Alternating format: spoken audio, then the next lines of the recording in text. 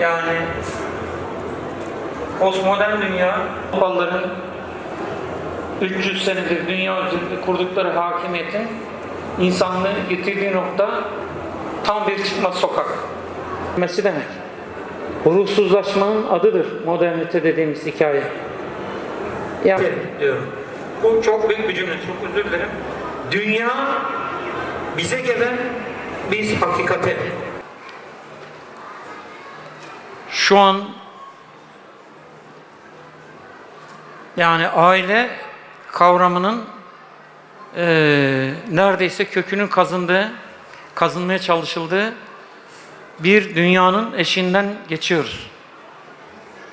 Yani postmodern dünya bir şekilde insanın biyolojik varlığını da tehlikeye sokan fıtratı zaten moderniteyle birlikte bozdular. İnsanın fıtratı acayip bir şekilde darbe aldı. Büyük sarsıntı geçiriyor aslında. Tabiat delik deşik edildi. Tanrı fikri yok edildi. Yani modernlerin, Avrupalıların 300 senedir dünya üzerinde kurdukları hakimiyetin insanlığı getirdiği nokta tam bir çıkmaz sokak. Tam bir çıkmaz sokak. Yani modernite değerlerin,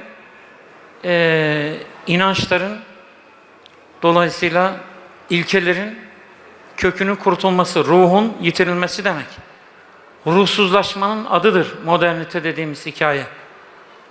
Yani Tanrı fikrinin yitirilmesi, tekrar ediyorum, insanın Tanrı'nın konumuna yerleştirilmesi, hümanizm, yani 13. 14. yüzyılda özellikle zirveye çıktı. Hümanizm, insanın tanrılaştırılması hikayesidir. Yani bir şekilde Tanrı'nın yerine insanın yerleştirilmesi hikayesidir. Yani sonuçta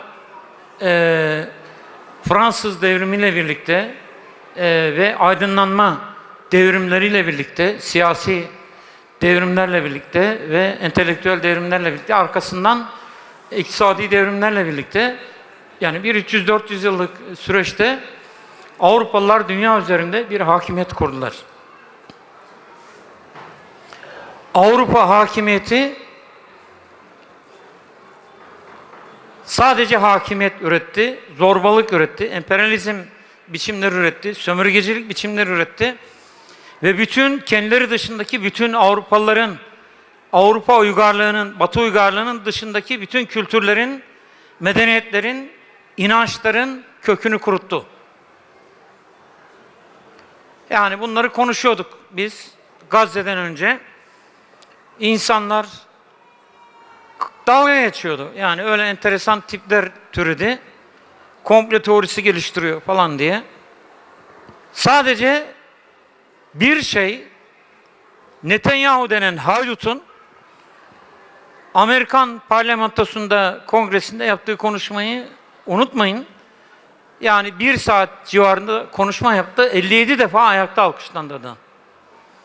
Katil, soykırımcı, katliamcı bir adam. 57 defa işte özgürlüğün beşiği Amerika'da ayakta alkışlandı. Masal yani. Ben açıkçası şunu söyledim.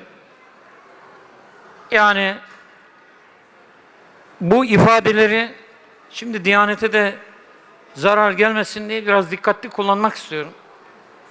Yani hakikaten önemli bir şey. Diyanet'in bir şekilde zedelenmemesi lazım. Biraz şifreli konuşayım. Yani gerçekten açıkçası bazı şeyleri açık açık konuşabilecek durumda değilim maalesef. Ben sadece bir cümle kurayım. Açıkça konuşacağım cümle. Yahudiler tarihlerindeki en büyük imparatorluklarını Amerika'da kurdular. Ve dünya üzerinde hakimiyete dönüştü bu. Bu kadar. Yani o Yahudi kavramının yerine Siyonist kavramını kullanayım. Biraz nefes alsın. Yani normalde aslında Yahudi gücü Amerika'ya dolayısıyla hükmediyor. Bir şekilde şu an Amerikan ne diyelim müesses nizamı bu Siyonist çetenin kontrolünde, öyle götüreyim. Ve Trump şu an bu nizamı yıkmaya çalışan bir adam. Yani Amerika'da Siyonist hegemonyasıyla kavga etmeye çalışan bir adam. Bir şekilde İran meselesinde Amerika'daki lobi tarafından savaşa sürüklendi ve bağırarak çağırarak falan savaştan çıktı. Yani ucuz atlattı açıkçası vesaire. Tam şunu söylüyorum ben. Söylediğim şey şu an ailenin çökmesini sağlayan projeleri geliştirenler Amerika'da postmodern dünyanın temellerini atan aktörler. Yani postmodern dünyanın özellikle ailesiz bir dünya tasarladığını, böyle bir dünyanın temellerini atmaya çalıştığını özellikle hatırlatmak istiyorum. Yani modernitede dediğim gibi insanı tanrılaştırdılar. Hümanizm yolculuğu gelinen noktada şu an posthümanizm hikayesiyle karşı karşıyayız. Yani insanın da devre dışı kaldığı yapay zeka üzerinden cyborg diye tarif ettikleri bir yarı insan, yarı makine bir dünyanın eşiğine doğru sürüklediler.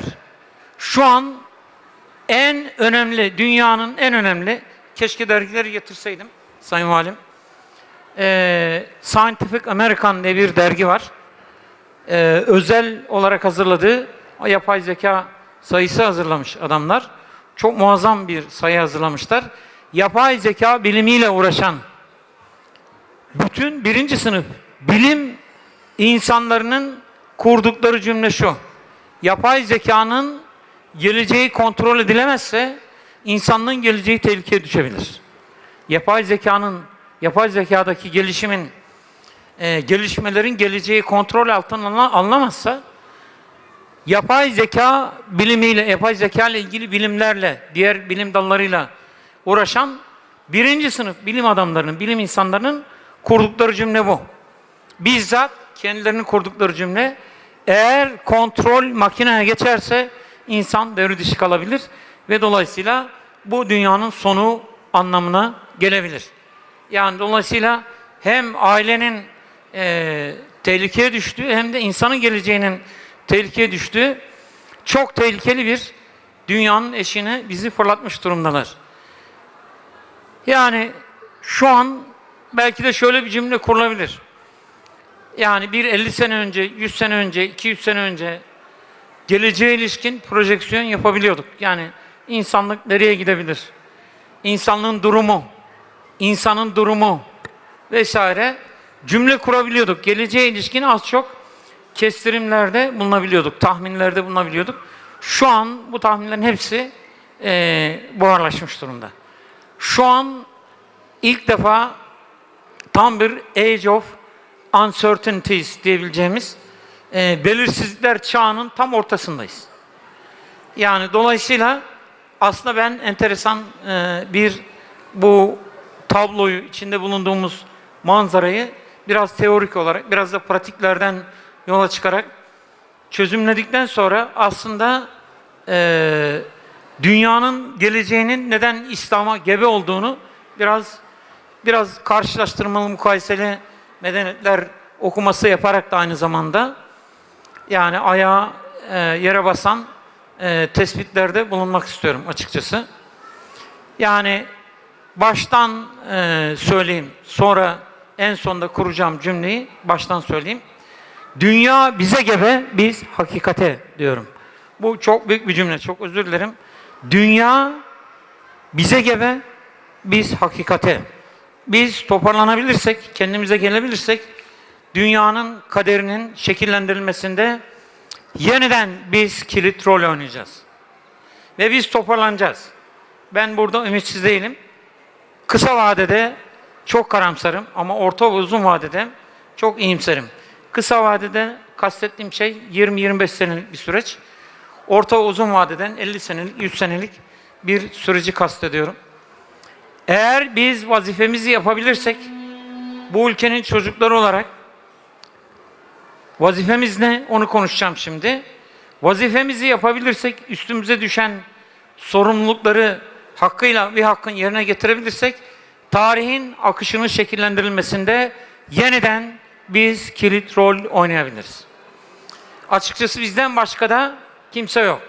Ben şöyle bir cümle kuracağım. Yani biraz iddialı falan, narsist gibi gelebilir ama biz narsist değiliz.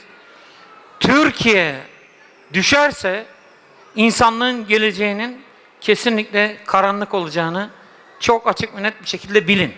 Eğer Türkiye toparlanamazsa dünya toparlanamaz. Türkiye'nin toparlanması dünyanın yeniden ayağa kalkabilmesinin, insanca bir dünyaya insanlığın kavuşabilmesinin yegane şartıdır. Eğer Türkiye toparlanabilirse İslam dünyası ayağa kalkabilir. İslam dünyasının ayağa kalkabilmesi dolayısıyla insanlığın ayağa kalkabilmesi demektir. Falan bunlar retorik cümleler ama bunun için doldurursak bir anlamı olacak. Ama şunu söylüyorum bakın. Tarih bizi çağırıyor. Bunu bilelim. Tarih bizi çağırıyor. Eğer biz gelemezsek, tarihin çağrısına kulak veremezsek kesinlikle insanlık çok karanlık bir geleceğin beklediğini bilelim.